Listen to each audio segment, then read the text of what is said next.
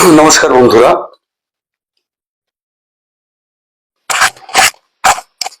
আজকে একটা গুরুত্বপূর্ণ বিষয় এবং বিতর্কিত বিষয়, সেটা নিয়ে আপনাদের সামনে আসছি। আশা করি ভিডিওটা একটু বড় হলেও শুনবেন। ভিডিওর শিরোনাম শুনি হয়তো অনেকেরই চমকে ওঠার কথা। কি নাম শিরোনাম? শিরোনামটা হচ্ছে সংস্কৃত ভাষা,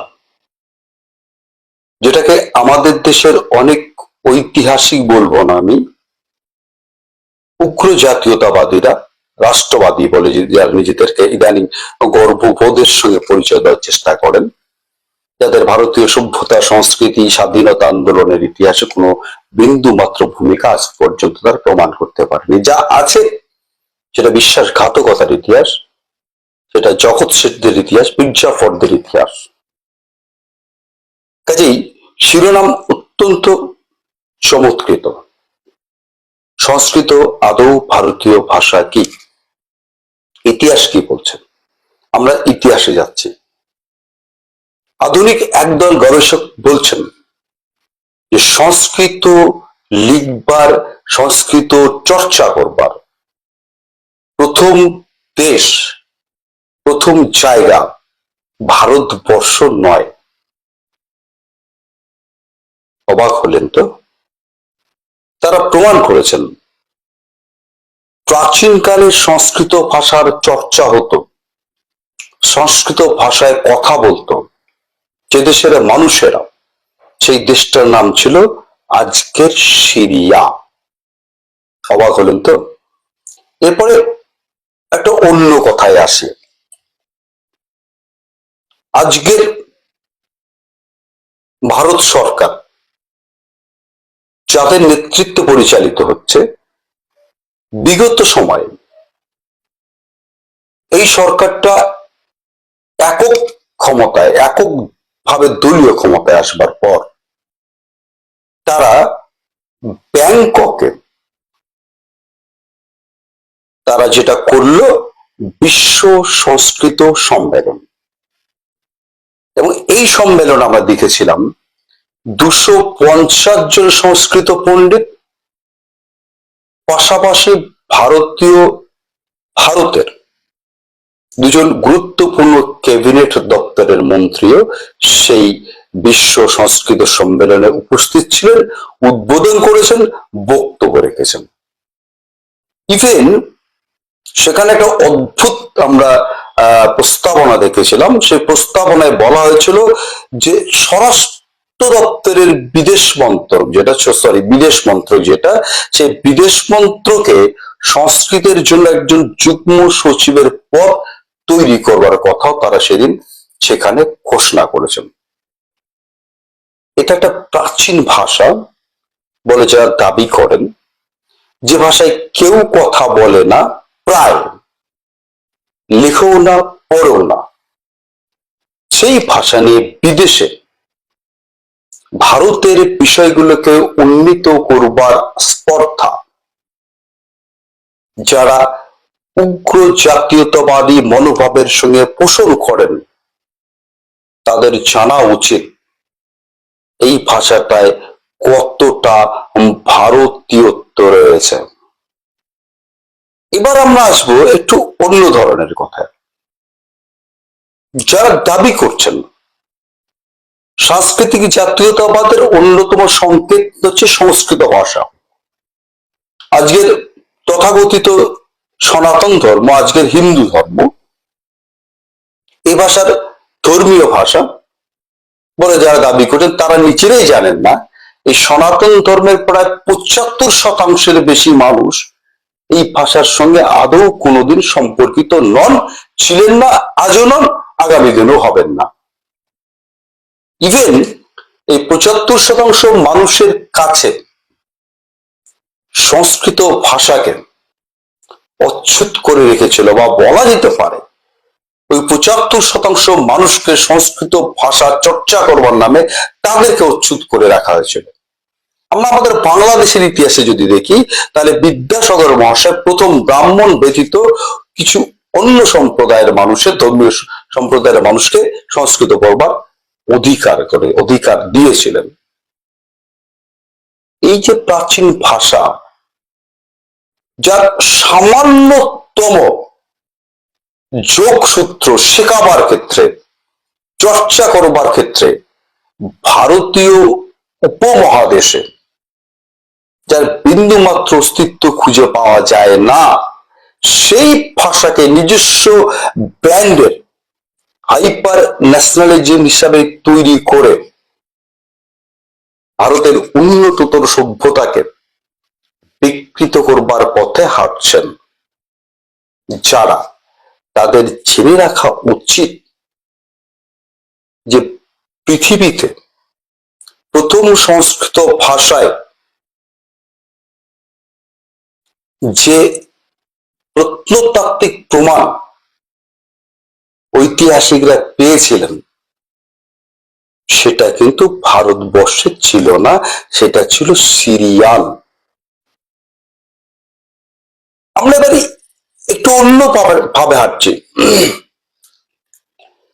প্রাচীন ভারতের যতগুলো প্রত্নতাত্ত্বিক নিদর্শন আমরা পেয়েছি, এবার সিন্ধু সভ্যতা থেকে আমরা মৌর্য যুগ অব্দি আপাতত বেছে নিচ্ছি, সেখানে কোথাও কোনো শিলালিপি, কোনো প্রত্নতাত্ত্বিক নিদর্শন, কোনো প্রস্তরলিপি কোথাও সংস্কৃত ভাষায় এক অক্ষর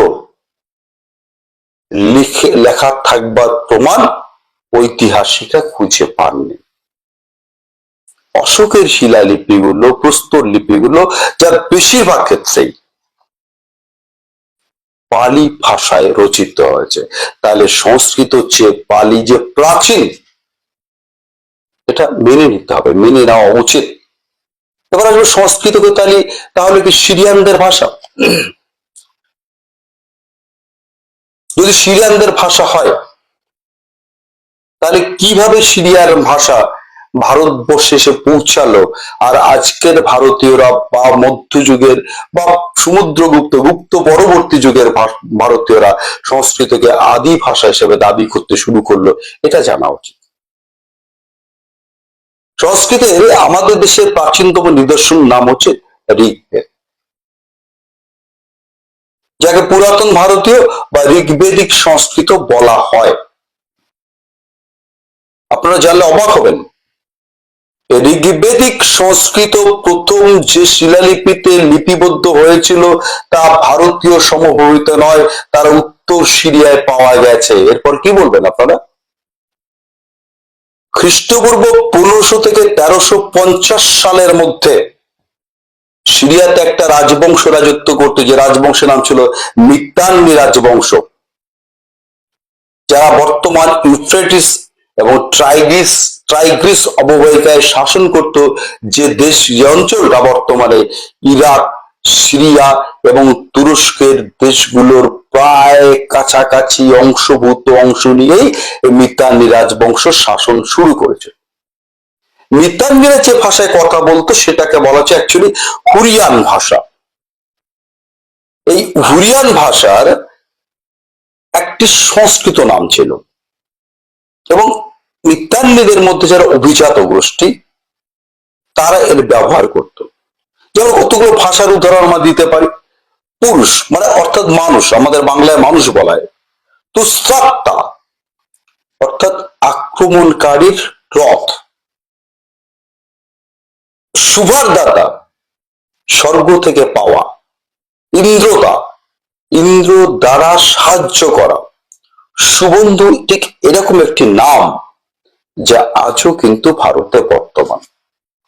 তাহলে এই যে দেবদেবী, ইন্দ্র, বরুণ, এই যে দেবতার নামগুলো আমরা পেলাম, সেটা কিন্তু সিরিয়ান সংস্কৃতিতে খ্রিস্টপূর্ব 1500 থেকে 1350 সালের মধ্যে বর্তমান ছিল।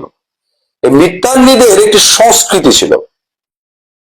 এই সংস্কৃতির সঙ্গে বৈদিক লোকেদের যে সংস্কৃতি, তার একটা মিল খুঁজে পাওয়া যায়। কোন সংস্কৃতিটা? যে তারা রথে চড়ে, রথ নিয়ে যুদ্ধ করাকে খুব সম্মানিত বোধ করত, গর্বিত বোধ করত।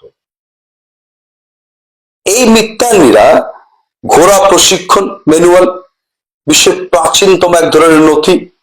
অনেকগুলো সংস্কৃত ভাষা তারা ব্যবহার করেছেন, যেমন আইকা মানে এক, তেরা, সত্তা, আশুয়া।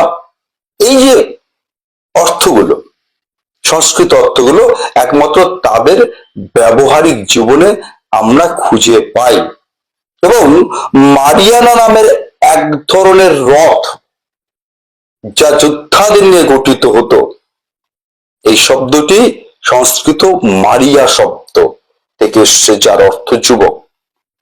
এবার মিতান্নি গোষ্ঠীদের সঙ্গে যারা ঋগ্বেদ নিয়ে দাবি করছেন, তাদের একটা মিল রয়েছে, তারা একই রকম দেবতার পুজো অর্চনা করত। এছাড়াও তাদের আবার কিছু কিছু নিজস্ব দেবতাও ছিল। 1380 খ্রিস্টপূর্বাব্দে একজন প্রতিদ্বন্দ্বী রাজার সাথে চুক্তি স্বাক্ষর করতে গিয়ে ইন্দ্র, বরুণ, মিত্র এবং অশ্বিন এই সমস্ত দেবতার নামের উল্লেখ পাওয়া যায় ওই চুক্তিকে ঐশ্বরিক সাক্ষী হিসাবে ব্যবহার করবার ক্ষেত্রে। যদি আধুনিক দিনের আজকের হিন্দুরা, তথাকথিত সনাতন ধর্মাবলম্বীরা বেশিরভাগই এই ইন্দ্র, বরুণ এই সমস্ত দেবতার পুজো প্রায় বন্ধ করে দিয়েছে, কিন্তু মিতান্নিদের মতো এই দেবতারাও ঋগ্বেদের সময়ে, ঋগ বৈদিক যুগে সবচেয়ে গুরুত্বপূর্ণ দেবতা ছিল। তাহলে এই যে ঋগ্বেদের সঙ্গে, ঋগ্বেদিক যুগের সঙ্গে মিতান্নি গোষ্ঠী সিরিয়ানদের এই যে মিল, সেই মিলটা কি করে এলো, এটাই ইতিহাস। এটা যদি জানতে পারি আমরা, তাহলে বুঝতেই পারবো যে কিভাবে সংস্কৃত আমাদের দেশের ভাষায় উঠলো। এই দাবিটা বর্তমান যারা উগ্র রাষ্ট্রবাদী বলে নিজেদের দাবি করছেন, সংস্কৃতকে একটা তাদের জাত্যাভিমানের ভাষা বলে দাবি করছেন, সেটা ক্লিয়ার হয়ে যায়। ঐতিহাসিক ডেভিড অ্যান্টনি তার একটা গ্রন্থ, the horse, the wheel and language, the horse, the wheel and language, এই গ্রন্থে তিনি পরিষ্কার উল্লেখ করেছেন যে উত্তর পশ্চিম ভারতে ঋগ্বেদ সংস্কৃত শুধুমাত্র ঋগ্বেদের সংকলনের সময় ছিল, এ কথাটা ঠিক নয়, আদৌ ছিল না। কি ছিল? তারা বলছেন এই সংকলন ঋগ্বেদে যে সংকলন আমরা খুঁজে পাই, সেই সংকলনের অনুরূপ কপি সিরিয়াতে খুঁজে পাওয়া গেছে। তাহলে সিরিয়া থেকে সংস্কৃত কিভাবে এলো ভারতে?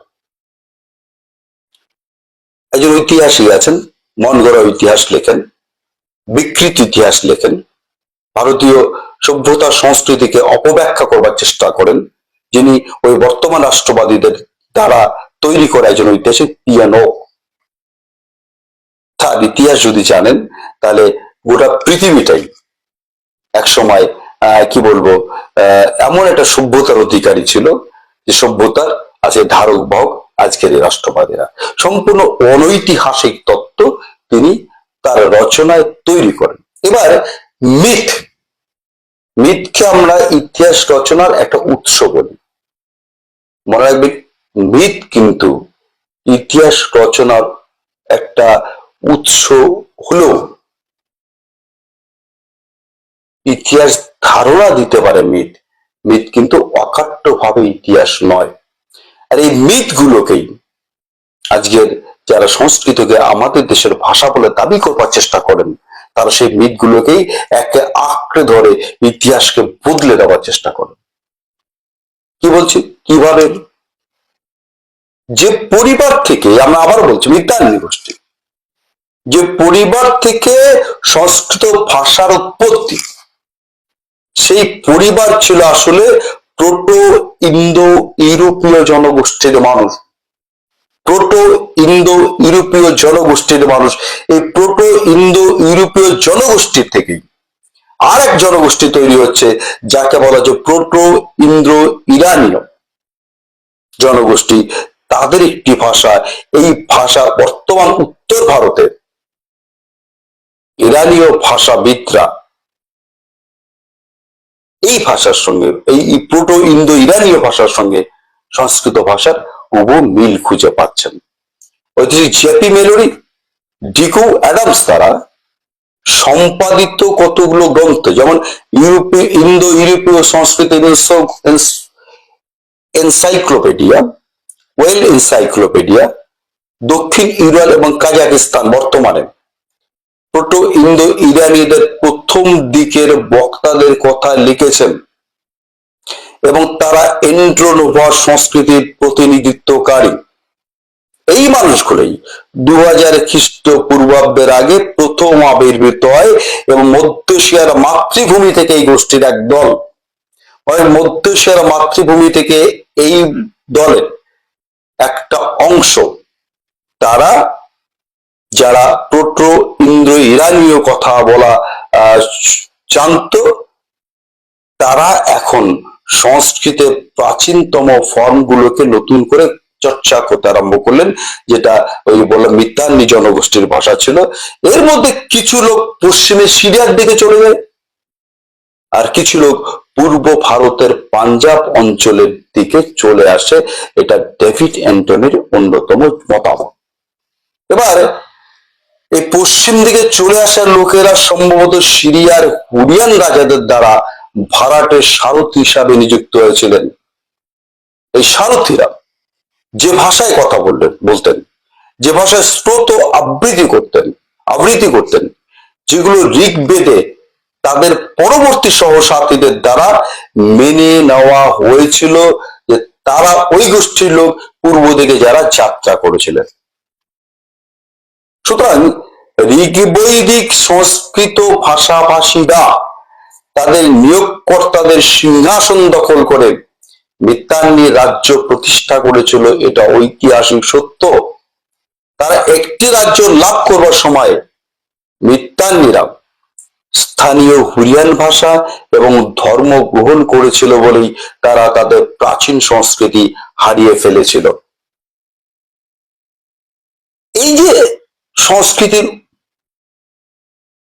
উত্তরণ বলুন, অবলম্বন বলুন, মনে রাখবেন এই সংস্কৃতির রাজকীয় নাম, রথের সঙ্গে প্রযুক্তিগত শব্দ, অবশ্যই দেবতা ইন্দ্র, বরুণ, মিত্র এবং নাৎসরা আজকে কিন্তু আমাদের দেশের বিশেষ একটি ধর্মের 33 কোটি দেবতাদের সঙ্গে এই দেবতাগুলোর নাম অত্যন্ত প্রাসঙ্গিক ভাবে মিলে যায়। এবার দুর্ভাগ্যবশত একটা কথা বলতেই হয়, যাদের ভাষা, ধর্ম, সংস্কৃতি উদযাপন করা হয়, এই উপমহাদেশের সংস্কৃতিকে নিয়ে এসে ইন্দো ইউরোপীয় ইতিহাসকে সাংস্কৃতিক জাতীয়তাবাদের বেদিতে মুছে ফেলার চেষ্টা করা হয়, ভারতীয় জনপ্রিয় মিথগুলোকে অবিলম্বে সংস্কৃত রূপে চিত্রিত করবার অপপ্রয়াস প্রভাবশালী রাষ্ট্রবাদীদের মতাদর্শকে ভৌগোলিক জাতীয়তাবাদের অন্যতম শর্ত হিসেবে বিবেচনা করে, সেটা কতটা গ্রহণযোগ্য সেটা আজকের আলোচনা থেকে কিছুটা পরিষ্কার হয়েছে বলে আমি বিশ্বাস করি।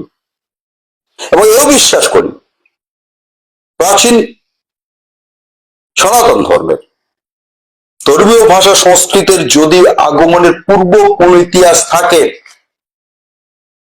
তাহলে সেটা সত্যি শুনলে আজকের গর্বিত রাষ্ট্রবাদীদের পায়ের তলা থেকে মাটি সরে যাবে। সুতরাং একটা কথা পরিষ্কার, যে কথাটা হচ্ছে ইন্দো ইউরোপীয় সংস্কৃতির এনসাইক্লোপিডিয়া যে কথাটা স্পষ্ট ভাবে যে কথাটা বলেছে, যে সংস্কৃত এবং এর পূর্বপুরুষ প্রোটো ইন্দো ইউরোপীয় জনগোষ্ঠী আদৌ ভারতের আদিম অধিবাসী ছিল না। এই ইউরোপিয়ানরা, আমি একটু আগেই বলেছি, একদল সিরিয়ার দিকে, একদল পূর্ব পাঞ্জাবের দিকে চলে আসছিল, যারা সিরিয়ায় আজকের ইউগ্রিস ট্রাইফিটিস নদীর অববাহিকা অঞ্চলে শাসন করত।